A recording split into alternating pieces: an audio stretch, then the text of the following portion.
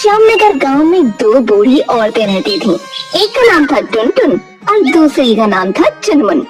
टुनटुन मोटी थी, चुनमुन पतली थी। वो दोनों पड़ोसिनें थीं, लेकिन उनमें 36 का आंकड़ा था। हर समय वो किसी न किसी बात पर लड़ती रहती थी।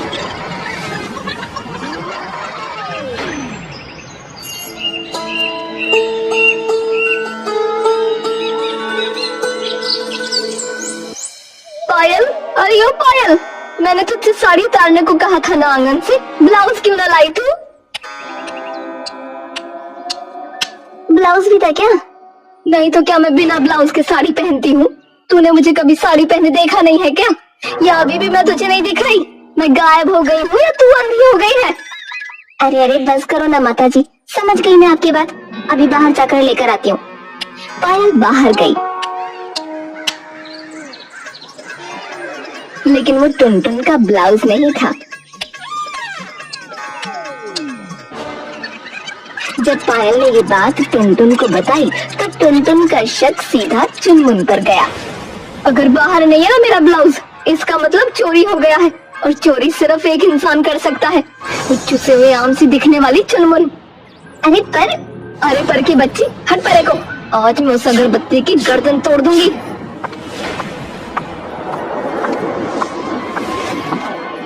अरे यो चोरनी कहेगी, बाहर आ, मेरा ब्लाउज वापस कर।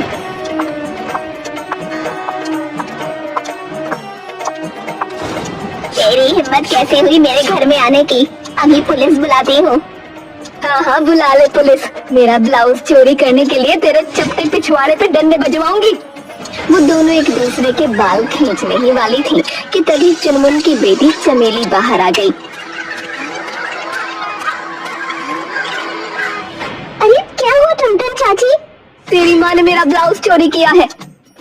अरे माँ, आपका ब्लाउज हवा में उड़कर चला गया था, घर के बाहर ही तो पड़ा था, सीधे हाथ की तरफ। आप घर से निकली तो आपने देखा नहीं? लो भाई सुन लो, अब ये मोटी अंधी भी हो गई है। चुप, चलो आप यहाँ से चली जा टुनटुन, और अगर दोबारा ऐसे मेरे घर में घुसी ना तो पुलिस नहीं आर्मी वालों से पकड़वाऊंगी तुझे। हट, बैक। अरे चलो ना यार। पायल जैसे तैसे टुनटुन को खींच तान कर घर वापस लाई, लेकिन उधर चुनमुन के दिल में आग धधकने लगी। उसने सोचा, आज तो ब्लाउज का मामला टल गया, लेकिन अब मैं इस मोटी टुनटुन को सबक सिखाए बिना चैन ना लूंगी।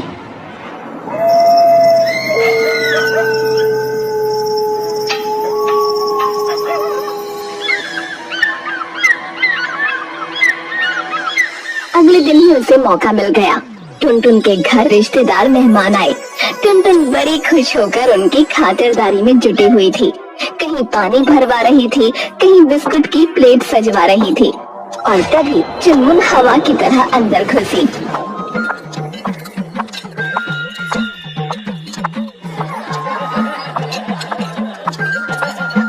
अरे वाह टुनटुन, मेहमानों को चाय पिला रही हो।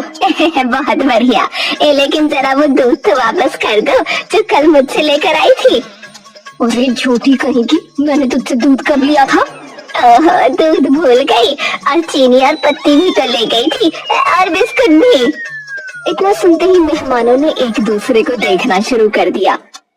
अरे बाप रे, ये हमें जो चाय पिला रही है, ये सब भी कहीं भीख भीख में तो नहीं जुटा है? वैसे टुनटुन, तेरे साइज को देखकर तो कोई भी कह देगा कि तू अकेले पूरी मिठाई की दुकान खा सकती है। हाँ, लगता तो है सच में, कहीं हमें भी डकार न जाए।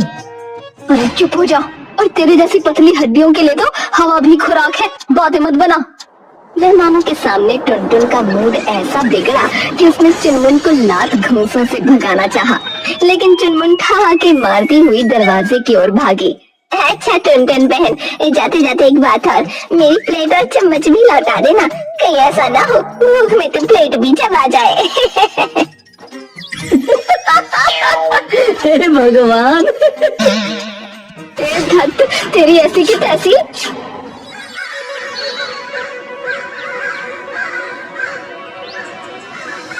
मेहमानों के सामने हुई इस बेइज्जती से टुनटुन का कलेजा मुंह को आ गया। मेहमान तो जाते वक्त धीरे धीरे खुसर खुसर करते हुए बोले, टुनटुन बड़ी अजीब औरत है। हाँ, कहीं से सब उधार मांगकर हमें खिला रही होगी। मेहमान निकल गए। टुनटुन गुस्से से फट पड़ी। देख ले पायल, उस चुनमुन ने आज मेरी नाक काट दी। अब मैं उसका मुंह काला किए बिना न रहूंगी। अरे अम्मा, क्यों दुश्मनी पाल रही हो? छोड़ो ना, वरना तुम दोनों हमेशा यूं ही लड़ती रहोगी। चुप कर, तेरी अम्मा का बदला कोई नहीं रोक सकता। उधर चुनमुन रोज की तरह बाजार जाने के लिए घर से निकली। टुनटुन ने मौका देखा और बिजली की तेजी से बाहर निकल आई। उसने केले का छिलका उठाकर चुनमुन के पैरों के आगे फेंक दिया और वो धड़ाम से गिर पड़ी। अरे बाप रे, हाय मेरी कमर टूट गई। मोटी टुनटुन की चालाकी देखी। चुनमुन उठी, वो चीखने ही वाली थी कि तभी सामने खड़ी पड़ोसन वंदना हंसी दबाते हुए बोली, अरे बेनू, ये क्या है? रोज रोज लड़ाई, कभी ब्लाउज, कभी बिस्कुट, कभी छिलका। तू बीच में मत बोल वंदना। हाँ बिल्कुल, हमें तुम क्या समझाने आई है? अजीब पागल औरतें हो तुम दोनों। मैं तो चाहती हूँ कि गांव में शांति बनी रहे, वरना मुझे क्या, गोली मारो एक दूसरे को। पर मजे की बात ये है कि वंदना के इतना बोलते ही दोनों बुढ़िया उस पर ही टूट पड़ी। अरे ओ वंदना, तू क्यों हमारी बहस में मिर्च मसाला डाल रही है? हाँ हाँ जाना, तेरी झुर्रियों पर ध्यान दे, हमारी दुश्मनी में तेरा क्या काम? हे भगवान, इन औरतों को समझाना तो सच में भैंस के आगे बीन बजाने जैसा है।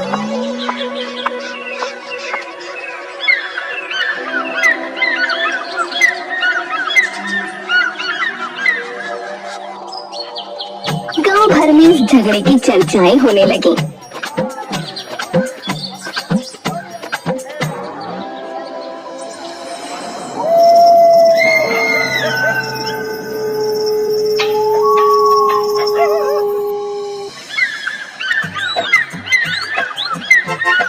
इसी दौरान एक दिन, अरे पायल इधर आ जरा। क्या हुआ अम्मा? सुबह सुबह फिर से किसी से लड़ाई करनी है क्या? अरे नहीं रे, आज तो बहुत बड़ा काम है। मैंने तेरे लिए एक लड़के को बुलाया है। क्या लड़का? वो भी मेरे लिए? किस लिए बुलाया भला? अरे गधी, किस लिए बुलाया जाएगा? शादी के लिए बुलाया है। अम्मा, ये कैसी बातें कर रही हो? मैं तो कहीं मुंह दिखाने लायक ही न रहूंगी। तू थोड़ी पागल है क्या? क्या बोल रही है? ऐसा दामाद मिल रहा है कि तुझे रानी बनाकर रखेगा, कार में घूमेगी, सोने के कंगन पहनेगी, तेरी अम्मा का सपना पूरा हो जाएगा। पायल शर्मा गई और अंदर भाग गई। पीछे से टुनटुन पूरे मोहल्ले को सुनाने वाले अंदाज में चिल्लाती रही, सुन ले पायल, वो लड़का बहुत अमीर है, इतना अमीर कि तेरी लाइफ सेट हो जाएगी। एक गांव में ऐसा पति किसी का भी ना है। अच्छा अच्छा बुला लो, अब और मत चिल्लाओ, पूरा गांव सुन लेगा। पूरा गांव क्या, सामने वाले घर में बैठी चुनमुन भी कान खड़े करके सब सुन रही थी। अच्छा, तो अब लड़के को बुलाया जा रहा है। अरे बहुत बढ़िया, अब देखती हूँ कैसे टुनटुन अपनी बेटी का रिश्ता पक्का करती है। मजा तो तब आएगा जब मैं बीच में कूद पड़ूंगी। कुछ देर बाद सड़क पर एक चमचमाती कार आकर रुकी। उसमें से सूट बूट पहने एक लड़का आनंद बाहर निकला। गांव के लोग भी झांकने लगे।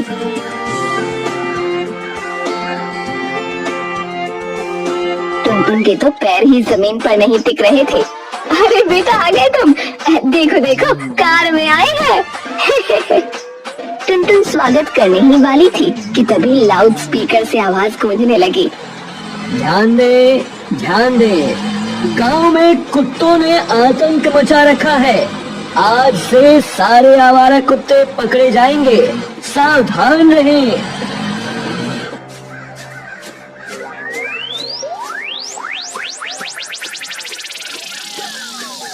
अरे टुनटुन, सुन लिया ना? अब तैयार रहना, किसी भी दिन गाड़ी आकर तुझे भी उठा ले जाएगी। तू भी तो गांव का सबसे बड़ा आतंक है। चुप कर चुपती औरत, और जाओ भाग जाए यहाँ से। वरना भी तेरी चोटी पकड़कर घसीट लूंगी।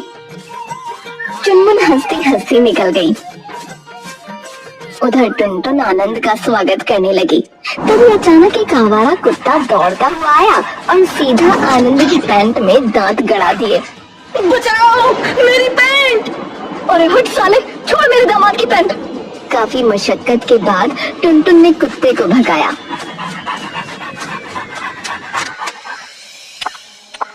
बेचारा आनंद पसीने पसीने होकर अंदर आया। बड़ा खतरनाक गाँव है आपका।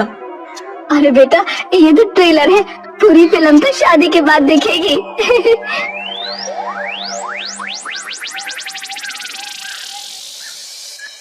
पायल और आनंद ने थोड़ी देर बात की और दोनों एक दूसरे को पसंद करने लगे। मामला पक्का होने ही वाला था कि तभी दरवाजे पर ठक ठक हुई। कौन है रे? अरे हम हैं हम। नमस्ते बेटा, क्या नाम है तुम्हारा? आनंद। तभी मैं कहूँ तुमसे मिलकर इतना आनंद क्यों आ रहा है? तो फिर अभी चाहिए? अरे रहने दे टुनटुन, जरा लड़के से मिलने आई हूँ। बेटा कभी हमारे घर भी आना, हमारी बेटी चमेली भी बहुत सुंदर है। टुनटुन का खून खौलने लगा। उसने चुनमुन को बाहर करना चाहा। भाग यहाँ से, ये मेरा दामाद बनने वाला है। अभी कौन सा शादी हो गई है? बेटा चलो ना, हमारा घर भी देख लो। मेरी चमेली इस पायल से 1000 गुना अच्छी है। आनंद भी सोचने लगा, चलो देख ही लेता हूँ। और वो चुनमुन के साथ उसके घर चला गया। टुनटुन छाती पीटने लगी। देखो बेटा, मेरा घर है ये, कितना साफ सुथरा। और ये मेरी बेटी चमेली, देखो कितनी सुंदर है। अरे मत देख उसकी बेटी को, चेहरा तो ऐसा है जैसे प्याज छीलते ही कोई रो पड़े। और तेरी पायल का कम है, हर समय रोती धोती रहती है। नमस्ते जी। दोनों बुढ़िया एक दूसरे की लड़कियों की बुराई करते करते लड़के के सामने तमाशा बनाने लगे। हाँ अच्छा, मैं चलता हूँ। अरे बेटा, अभी तो रिश्ता पक्का करना था। हाँ हाँ, बताओ कौन पसंद आया? मैं सोच कर बताऊंगा।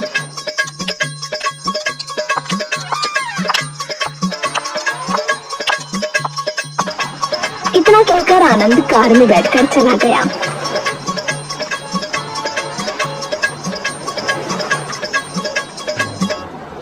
आनंद के जाते ही टुनटुन और चुनमुन में फिर से महाभारत छिड़ गया।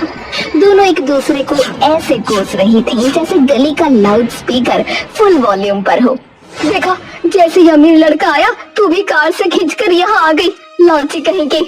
चल भाग, तेरी बेटी तो ऐसी है जैसे नीले ड्रम में भरकर बेचारे को दे दे। ओए चपटे मुंह वाली, मेरी बेटी के बारे में ज्यादा बोले तो तेरी चमेली का चेहरा ही नीले ड्रम में डाल दूंगी। अरे अरे बस भी करो, हम दोनों ऐसी वैसी नहीं है, हम तो सहेलियां हैं। ये सुनकर टुनटुन और चुनमुन के कान खड़े हो गए। सहेलियां? तुम दोनों बाहर आ गई हो। चल पायल, अब तू इस चमेली से बात नहीं करेगी, ये तेरे होने वाले पति को चुरा रही है। अरे अम्मा छोड़ो भी, ये मेरी दोस्त है। दोस्त वोस्त कुछ नहीं होती, यही तेरे सुहाग की दुश्मन है। दोनों सहेलियां एक दूसरे की तरफ उदास नजरों से देखने लगी और दोनों बुढ़िया अलग अलग घरों में चली गई।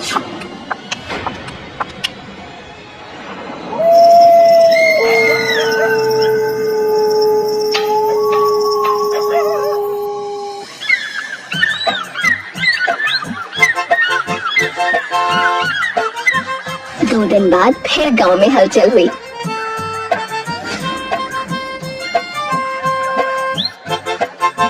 आनंद अपनी चमचमाती कार से लौटा, इस बार अपने दोस्त राजीव के साथ।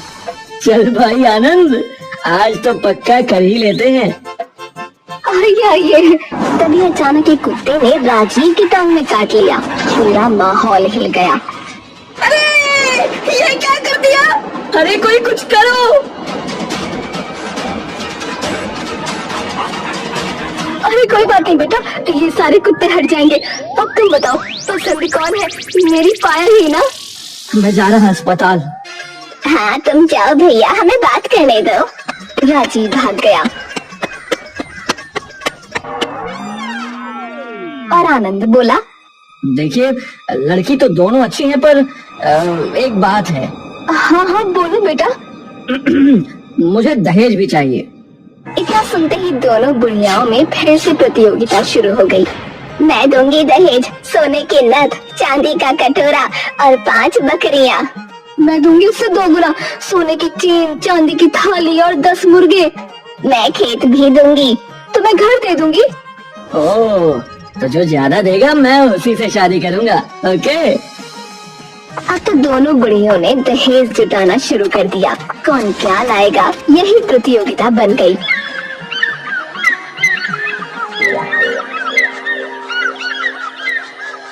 ये देखो चावल की बोरियां, ये देखो चांदी का कड़ा, और ये बाइक। कार वाले को बाइक देगी? पागल औरत। इतने में चुनमुन ने मजाक उड़ाते हुए अपने घर से एक बड़ा नीला ड्रम खींच कर निकाला। ले टुनटुन, इसे रख ले, जब तेरी पायल की शादी होगी ना तो यही ड्रम काम आएगा। ले जा अपनी नीली ड्रम जैसी शक्ल। गांव में दोनों बुढ़ियां टुनटुन और चुनमुन की दहेज वाली प्रतियोगिता देखकर अब गांव की औरतें भी इकट्ठा हो गईं। सबको जानना था कि आखिर माजरा क्या है। और ये सब शोर कैसा है?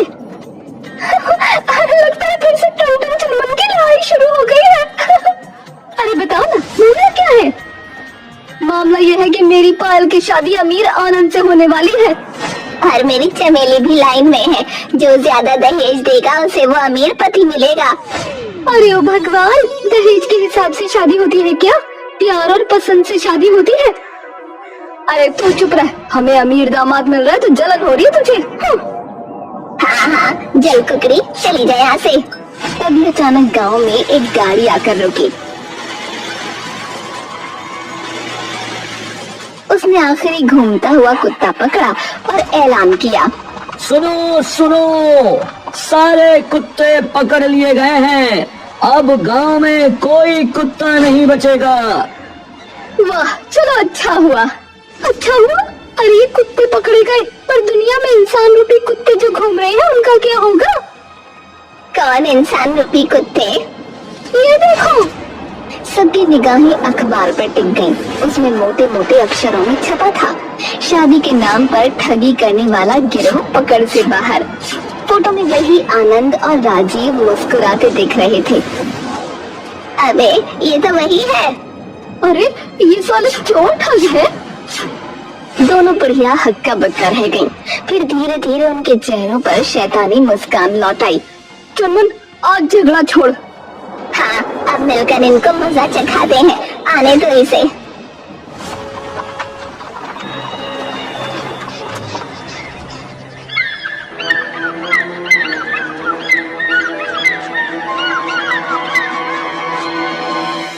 सब औरतें फौरन मुस्कुरा मुस्कुरा कर उसका स्वागत करने लगीं। आइए बेटा आनंद, हमें तो बस आपका ही इंतजार था। हाँ हाँ, हम दोनों ही आपको भरपूर दहेज देंगे। आपको किसी से शादी करने की जरूरत नहीं। बिना शादी के दहेज? ये कैसा मजाक है? बेटा, जैसे कुत्ते पकड़ने वाली गाड़ी में कुत्ता जाता है ना, वैसे ही इंसान भी जा सकता है। क्या मतलब? अभी वो कुछ समझ ही पाता कि टुनटुन ने जोर का धक्का दिया और बाकी औरतों ने मिलकर आनंद को उसी गाड़ी में ठूंस दिया। अरे छोड़ो, मैं लुटेरा नहीं, मैं तो दूल्हा हूँ। हाँ हाँ, तू वही दूल्हा है जो दहेज खाता है। अब जेल जाकर मार खा, वो भी कुत्ता वाली गाड़ी में। इस दौरान पकड़े हुए कुत्ते जोर जोर से भौंकने लगे। बचाओ! ये नजारा देखकर पूरा गांव हंसी से लोटपोट हो गया। आनंद का दोस्त राजीव डर के मारे वहाँ से भाग निकला। टुनटुन और चुनमुन अब एक दूसरे को देखकर ठहाके लगा रही थी। देख लिया, जब 2 बुढ़िया मिल जाएं, तो अमीर दूल्हे भी कुत्तों के साथ गाड़ी में जाते हैं। हाँ, और अब मेरी समझ में आया कि कुत्ते दोनों के पीछे क्यों पड़े थे। ये थे ही चोर। गांव की औरतें तालियां बजाने लगी। कुत्ते आजाद होकर इधर उधर दौड़ने लगे और आनंद की चीखें गाड़ी से आती रही। तो दोस्तों, ऐसी ही अनोखी और रसभरी कहानियाँ देखने के लिए हमारे हमारे चैनल को सब्सक्राइब करें।